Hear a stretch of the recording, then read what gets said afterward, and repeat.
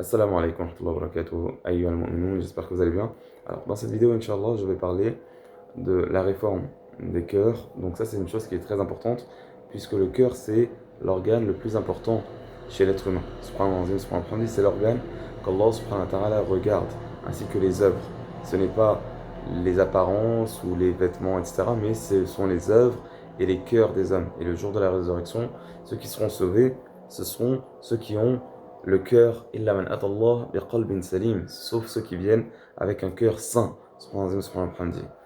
Et le meilleur des hommes, il a été décrit par le prophète alayhi salatu wassalam, c'est celui qui est saduq lisan, qui est véridique dans la langue et qui a le cœur mahmoum. Ils ont demandé alors, quel est ce cœur al-mahmoum? Ce cœur al-mahmoum, al-qalb al-taqi al-naqi, c'est le cœur qui est pieux et qui est pur, et dans lequel il n'y a pas de hasad, il n'y a pas de ghil, il n'y a pas de kibr, etc., etc. Il n'y a pas ces maladies-là de haine gratuite, de jalousie, d'orgueil, etc., etc. Donc, il y a des œuvres, Inch'Allah subhanahu wa ta'ala, à faire pour réformer son cœur. Et ça, c'est une chose qui est primordiale dans l'islam. C'est une chose qui est primordiale dans l'islam, réformer son cœur de telle sorte à ce qu'il soit plein de foi, plein de lumière, plein de savoir, plein de piété, plein de gratitude envers Allah subhanahu wa ta'ala, et qu'il soit sain de ces maladies qui font que, qui ensuite vont se voir même probablement sur le corps, etc., etc. Puisque dans l'autre hadith, إِذَا صَلُحَ صَلُحَ الْجَسَدُ كُلُّهُ. Si le cœur est pur et bon, alors tout le corps va être bon. Alors que إِذَا فَسَدَ فَسَدَ الْجَسَدُ كُلُّهُ. Mais quand il est pourri ce cœur-là, alors tout le corps va être pourri. Donc ça, c'est une chose qui est essentielle à savoir. Alors, on va étudier des choses à faire pour que ce cœur-là, Inch'Allah, soit sain, afin qu'on ait un cœur pur, Inch'Allah, subhanahu wa ta'ala. Alors, la première leçon dont je vais parler ici, c'est la bonne opinion sur son frère musulman. La bonne opinion sur son frère musulman, et ça, c'est une chose qui est très importante. C'est-à-dire que l'islam appelle à l'amour. L'islam appelle à l'amour entre les musulmans. Ça, c'est une chose qui est très importante. C'est une chose de la foi.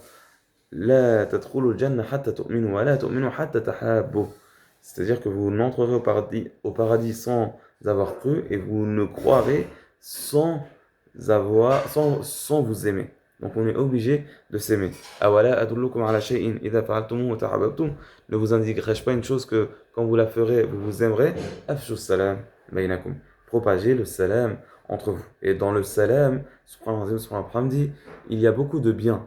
Quand tu dis assalamu alaykum à ton frère musulman ou à ta sœur musulmane, eh ben, tu lui dis que la paix soit sur toi. Et assalam, c'est Allah et Azza wa Jal. Que la paix soit sur toi. Assalamu alaykum.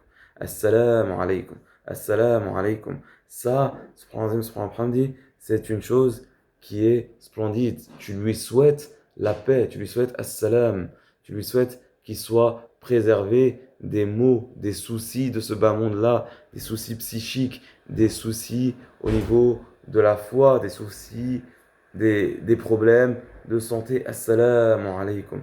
Assalamu alaykum. Que tu sois bien guidé, que tu aies la salam fi din, que tu n'aies pas d'innovation dans ton din, que tu sois bien sur la voie d'Allah subhanahu wa ta'ala, que tu sois parmi les bien-aimés d'Allah subhanahu wa ta'ala, que tu sois parmi les sauvés d'Allah subhanahu wa ta'ala. C'est ce que tu lui souhaites quand tu lui dis Assalamu alaykum.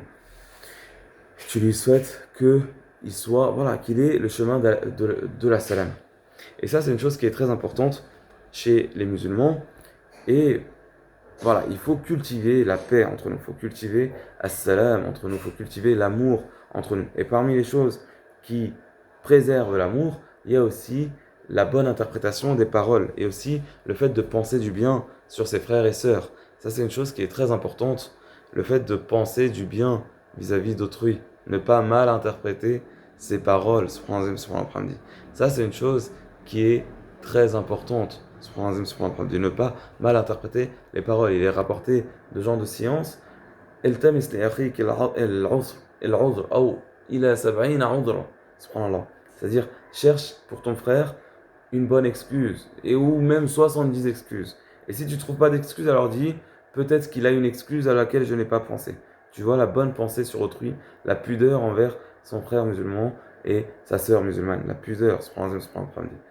Ça, c'est une chose qui est très importante et aussi dans aimer. Bien sûr, si tu vois le mal qui est fait bon, il ne faut pas être extrémiste. Si tu vois le mal qui est fait de façon publique et est fait de façon évidente, alors là, il faut le conseiller. Il faut le conseiller, il faut lui dire peut-être qu'il ne sait pas.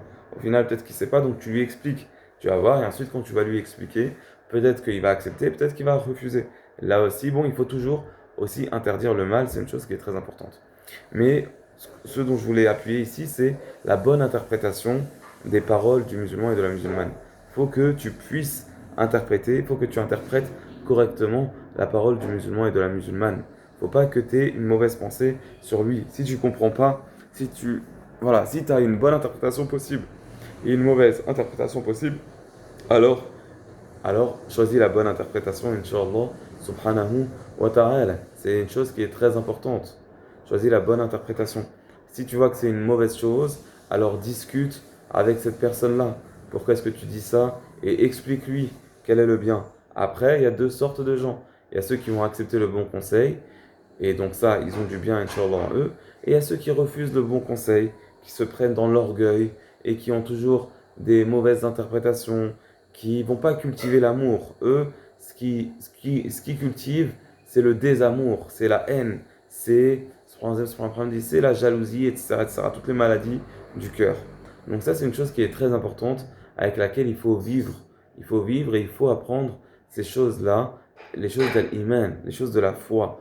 Comme il est rapporté de Jundub, et Al-Albani a authentifié ce hadith, il disait qu'ils ont appris la foi, puis ils ont appris le Coran. Et ensuite, quand ils ont appris le Coran, alors ce Coran a augmenté leur foi. Ça, c'est une chose qui est très importante. Apprendre la foi. La foi, c'est lié à l'amour, c'est lié au bon comportement, c'est lié à la bonne opinion, c'est lié... Voilà, c'est une chose qui est très importante, c'est lié au bon comportement. Akmalukum imanan, ahasinakum akhlaqa. Ceux qui ont la plus complète des foi, c'est ceux qui ont les meilleurs des comportements. Donc la foi, l'iman, c'est une chose c'est une chose qui s'apprend et qui est même avant le Coran. Et si tu commences à lire le Coran sans iman, ça risque de te pulvériser. Ça risque de te pulvériser. Puisque tu lis les meilleures des paroles, mais ça ne t'augmente pas ta foi. Travailler sur la foi, essentiellement, c'est une chose qui est très importante. Qu'Allah subhanahu wa ta'ala nous donne les bons comportements, nous donne la guidée et nous fait parmi les bienfaisants et ceux qui ont les meilleurs des comportements. Wa sallallahu wa sallam wa barik ala nabiyyina Muhammadin wa ala alihi wa sahbihi wa sallam.